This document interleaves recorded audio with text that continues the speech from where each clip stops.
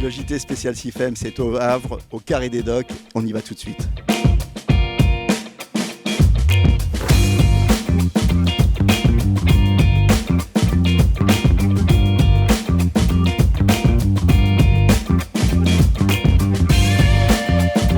Stéphane Dumontier, Stéphanix, mais ici on est sur le stand Hologic. Alors il faut rappeler pourquoi. Oui, bonjour. Stéphanix, c'est le partenaire historique d'Hologic depuis une vingtaine d'années où nous sommes constructeurs de modalités en radiologie conventionnelle, mais on distribue aussi l'ensemble de la gamme d'imagerie de notre partenaire Hologic. Hologic avec une philosophie qui est le Continuum of Care.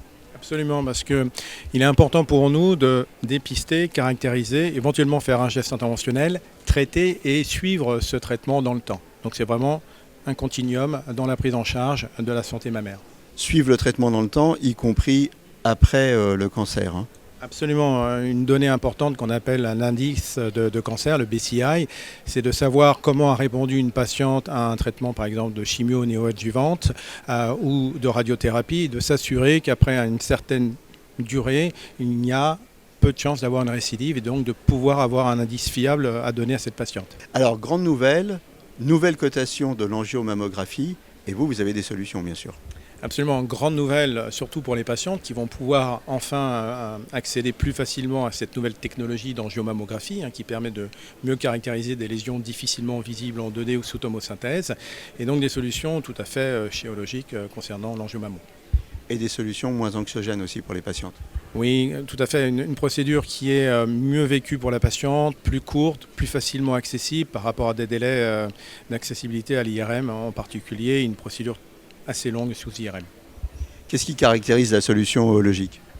Ce qui est un peu différenciant, en dehors de l'angiomammo, qui est un procédé qu'on va trouver sur plusieurs solutions, c'est de pouvoir y coupler la tomosynthèse en même temps que l'angiomammo, car des études cliniques ont montré que dans une grande majorité, environ 80% des cas, il y a une corrélation entre la prise de contraste et la tomosynthèse, et donc c'est la possibilité, sans devoir réinjecter un produit de contraste iodé, de faire un geste interventionnel sous tomosynthèse qui est largement maîtrisé depuis plus d'une dizaine d'années.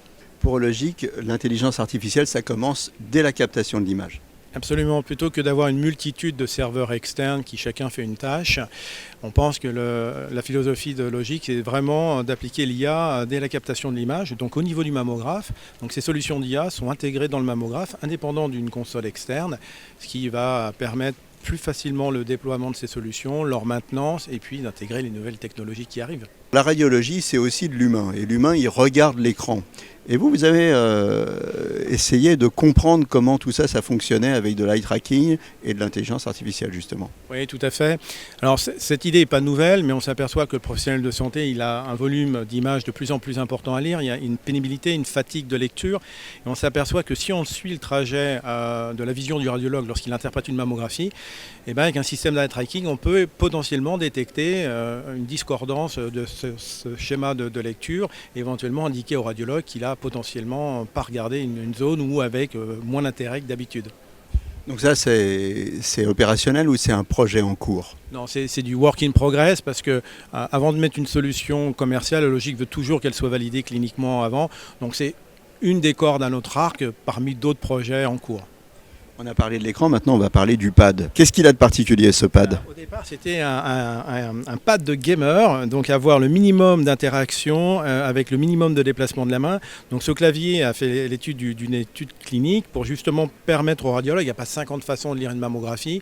Par contre il faut éviter la baisse de vigilance, le radiologue ne peut pas faire de clic et avoir accès à des menus déroulants. Donc ce pad va automatiser la lecture et on appelle ceci en fait une lecture en un clic.